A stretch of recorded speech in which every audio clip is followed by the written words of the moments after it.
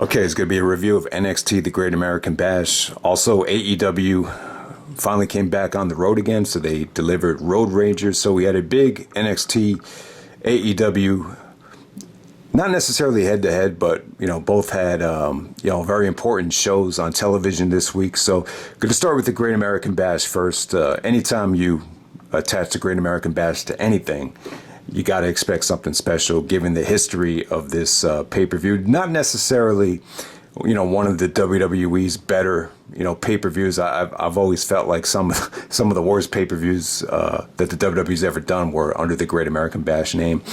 But yeah, this was a special that aired on the USA Network. So the first match of the night. So let me say this about the undercard. The undercard was pretty forgettable. I mean, really, the only thing to check out is the main event from the Great American Bash. But let's just breeze through this undercard right here. It wasn't bad. I just say it wouldn't have been acceptable if it was on like a pay-per-view. All right, so the first match tonight, you had MSK featuring Nash Carter and Wes Lee taking on Tommaso Ciampa and Timonthy Thatcher. It was good while it lasted. I really did feel, though, like Tomasso and Thatcher had much better matches leading up to this show. Even MSK, their last couple of pay-per-view matches were definitely on a different level than this.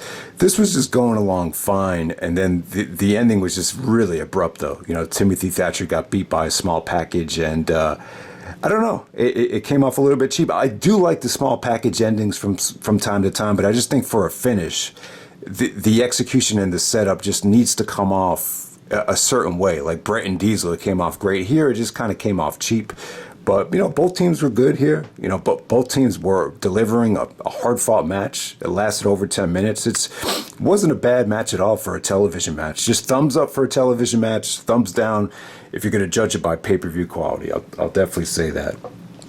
All right, next match, you got LA Knight defending the $1 Million Championship against Cameron Grimes. You know what? What really hurt this match was the commercial break, picture-in-picture. I just kind of lost interest during the commercial break, and by the time they got back, just featured LA Knight being really methodical, really heelish. Ultimately, he DDT'd LA Knight DDT Cameron Grimes on the $1 Million belt on the outside, and then he hit him again with another variation of a DDT to get the pinfall.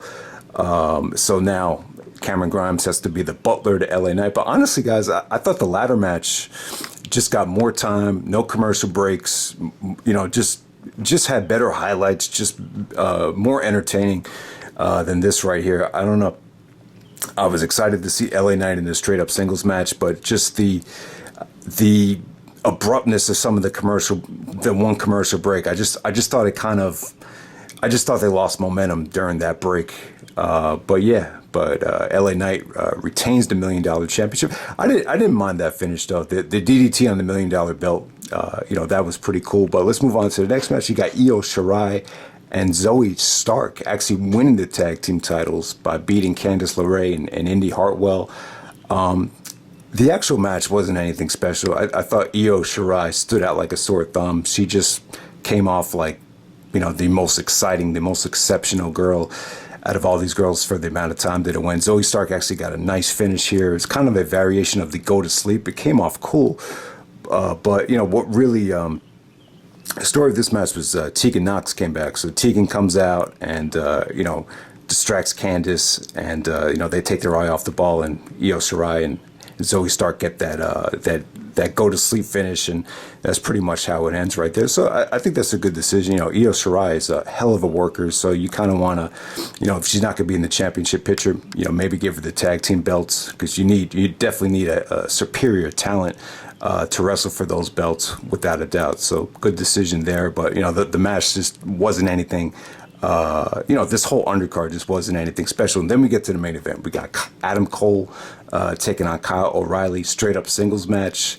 And this was good stuff, man. Like, I'm definitely going to say this is the best work that they've done in terms of it being a straight up wrestling match. No gimmicks, no stipulations, no, hardcore stuff.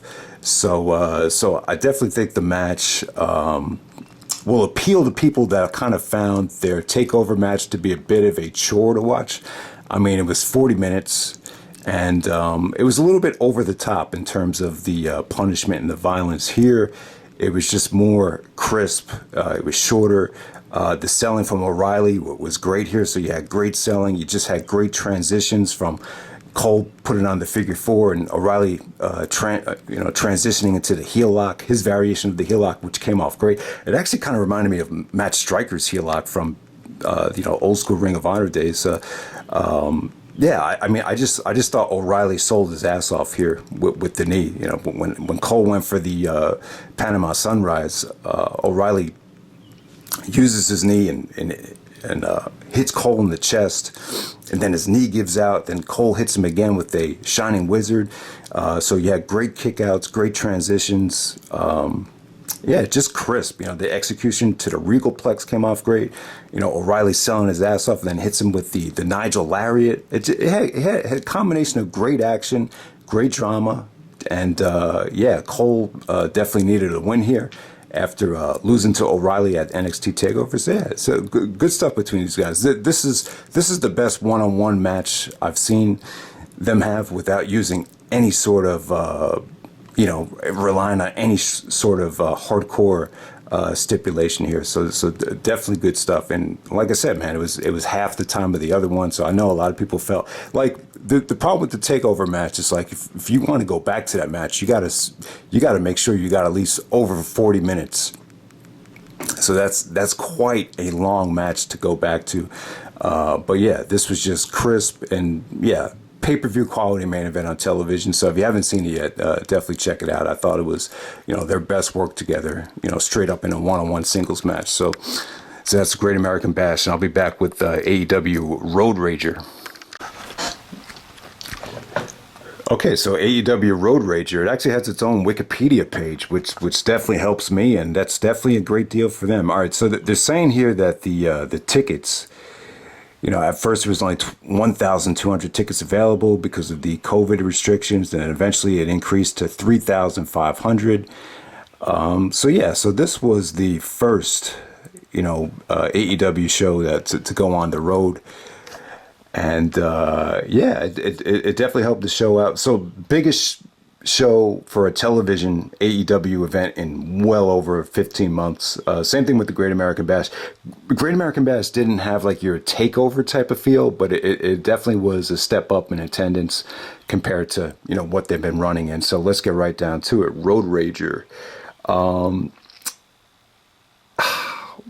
The problem with this show was most of it felt like it was, a show to set up Fyter Fest. So definitely, it was definitely more of a storyline show. I'd definitely say that. But the main event was great, though. I would definitely say both main events from the Great American Bash and from Road Rager definitely delivered. So first match tonight, Cody Rhodes taking on QT Marshall. This was a South Beach strap match. In this variation, the only way to win was by touching all four turnbuckles in succession. This was good stuff here, man. I thought it was really, really good stuff. The Cody and QT feud, it hasn't been bad. It's been very personal. They released a lot of behind the scenes tension here. Only issue with the match is some of it just looked a little bit choreographed with QT Marshall's offense, but just very hard hitting. Tons of great power moves from QT Marshall. The power bomb off the top rope came off great. Cody wrestled his ass off here, and I just thought it was exciting. It was bloody, it was stiff, it was the way they hit each other with the straps. The crowd is really into it. This was just a good old school way to start off the show. Cody won in convincing fashion, but it was just very, very well done, that ending. So it set a really good tone for the show without a doubt. All right, so next up we had the Pinnacle, Wardlow, Dax Hardwood, and Cash Wheeler taking on the inner circle of Jake Hager, Santana, and Ortiz. So you got Tully Blanchard out there, and you got Conan out there as well. You know what? This really wasn't that bad. It was really, I really wasn't, in the mood to see, a stable versus stable match at the time. I think the inner circle Pinnacle stuff, I get the feeling a lot of people might find it a little bit too oversaturated, but I thought Jake Hager had a really impressive performance here. He really got, like, this is the most offense I think Hager's gotten with any tag match he's had in AEW. So he looked good. Santana and Ortiz. Jim Ross was actually making a point that he was like, Santana's serious about what he does for a living. He's spending more time in the gym. So it's a good showing from them, but ultimately Dax and Cash hit the double team variation of like a code breaker, that double team move behind the referee's back. So good heel victory for the Pinnacle there. You know, just a solid 6-man tag match. It wasn't that bad. I would actually say this undercard was actually a lot better than the Great American Bash, looking back on it. But yeah, bottom line was very impressive performance from Jake Hager. He really got to show a lot of offense in that match. So good stuff from him. Next up, we have Andrade's debut here with Vicky Guerrero. So he's going by Andrade El Idolo, going out there with Vicky Guerrero to take on Matt Sydal. The singles match right here. You know, pretty average stuff. I'll definitely say this. I think Andrade is going to be a little bit better than he was in WWE. I think in WWE, especially when you got to the summertime during the pandemic, you know, the guys that he was wrestling every week, it just got really stale. You know, I think he was kind of locked in this box where he just kept on facing the same opponents. To say that his AEW run is going to go anywhere near as good as the NXT run, I think it's asking for a lot. I mean, I didn't think he looked exceptional, but I think it's a good hire. I think it's a good signing. The guy's definitely got a lot of talent. You know, it just this match against Sydal, the whole presentation just was not overwhelming to me. All right, and then the other big surprise was the return of Aleister Black, Tommy End, or now you got to call him Malachi Black. So there's like three different names you could call him. You definitely can't call him Aleister Black. So it looks like they're going to call him Malachi Black. But yeah, he had a great showing. He came out of nowhere. I believe it was, I think Arn Anderson was cutting a promo and he attacked Arn Anderson. But yeah, the Tommy, he got a lot of Tommy N chants, and then Jim Ross calls him Tommy N. So Jim Ross is calling him Tommy N, but then Excalibur is calling him Malachi Black. But yeah, so you got two guys that were underutilized in WWE, you know, that are young and have a lot to give. International stars weren't able to make it in WWE. Let's see if they can make it in AEW. And it kind of got me thinking, like, if they're really talented, both of these guys, how come the WWE stuff didn't work out? I just don't know. And I started thinking about Roman Reigns. I'm like, you know, maybe this whole situation with Roman just dominating that spot, you know, maybe that has a lot to do with it. But I don't know. I'm not. It's not a Roman Reigns issue. It's just, you know, some guys just, you know, can't transition to the main roster. And these are two guys that were really exceptional in NXT.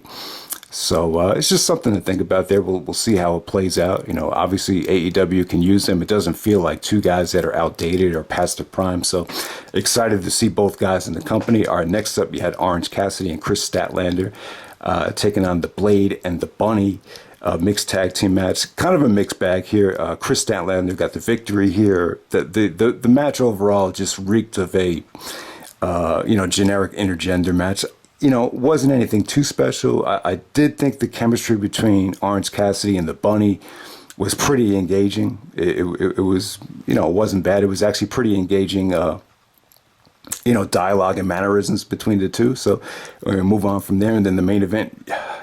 You know, before we get to the main event, though, there is a couple of mixed martial arts, you know, UFC stars in attendance. I think Amanda Nunes was one of them. But this guy is apparently used to be a old school wrestling fan. He was talking about, you know, the Gordon Solie days and, you know, the old NWA days. And he was just saying that he gave up on pro wrestling. And then Tony Khan called him. He said, you know, check out AEW.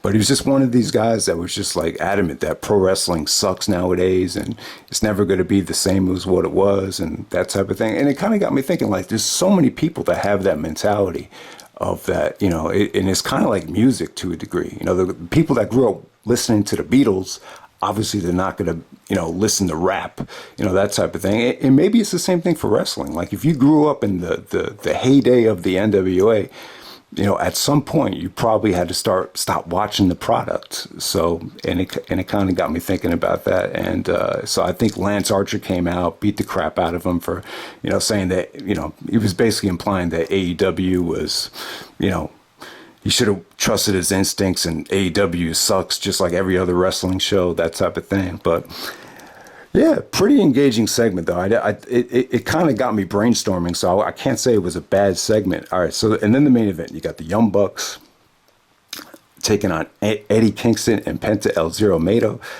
This is a street fight for the AEW Tag Team Championships, and their match the previous week was really good as well. So they actually, I believe they won that match to earn themselves a title shot here in the main event of Road Rager. Good stuff, man. It really came off like a PWG guerrilla warfare type of match. When I was watching this match on demand, it actually cut off. Did anyone else have that problem? So I actually had to go back on YouTube, and they uploaded like the last 6 minutes on YouTube, and that was pretty much, just enough to get through the whole thing. And yeah, man, so good stuff here. Crazy match with tons of table spots from Penta, the Young Bucks, using thumbtacks. They did a lot of the stuff that they did in PWG with Eddie. They did with Kevin Steen. Like, they'll throw the thumbtacks in his face, put the thumbtacks in his mouth, do the double super kick, and crazy interference here. The interference wasn't bad. The Good Brothers came out at first and was like, man, what's going on here? And then Frankie Kazarian made the save, and it actually helped the match a little bit. So good main event.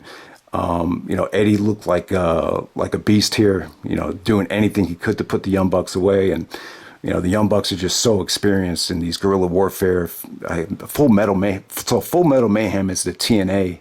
That's what TNA used to call it. Yeah. So it felt like more like a guerrilla warfare, Lucha Underground type of feel with a little bit of CZW sprinkled in. And, yeah, good main event right here. Just, very hardcore oriented, but at the same time, a lot of fun, a lot of personality, good crowd, and yeah, definitely delivered. So that's Road Rager. And, also on the show, you had the Jericho MJF segment to set up their match. So Jericho's going to have to go through everybody in the Pinnacle, kind of a, Hercules, more of a Hercules type of thing. For Jericho right here. So the Jericho MJF match, you had a fan that interfered. You had Jericho talking shit about MJF's mom, and then there was a "Who's your daddy" chant. And yeah, so I thought it was a pretty engaging segment between MJF and Jericho. A lot of the show is definitely the build up Fyter Fest. So Fyter Fest is originally it was a pay-per-view. Last year, the pay-per-view was canceled because of the pandemic. So it looks like this year, July 14th and July 21st, it's going to be a 2-night event on Dynamite. There's going to be a lot of matches for it, but, they don't really have a lot listed here in terms of anything else besides Darby Allin and Ethan Page. So we'll see how that comes up. But yeah, that Jericho MJF segment was pretty good. It's just unclear as to when Jericho and MJF are going to have the match. Does Jericho wrestle this kind of everybody in the Pinnacle all in one night? I mean, they were unclear about exactly when this was going to take place. But we'll see what happens there. So yeah, you got Fyter Fest, you got Fight for the Fallen, and then you got All Out. So it should be interesting to see who Kenny Omega faces this month for the title, or if they're going to wait for Kenny Omega and the Adam Page to have their match at All Out. But we'll see what happens there. Hopefully they have the match at Fight for the Fallen. I think that'd be a good time to have it. But yeah, guys, this was a good week of television for NXT and AEW. I thought both main events were exceptional. So definitely check it out. All right.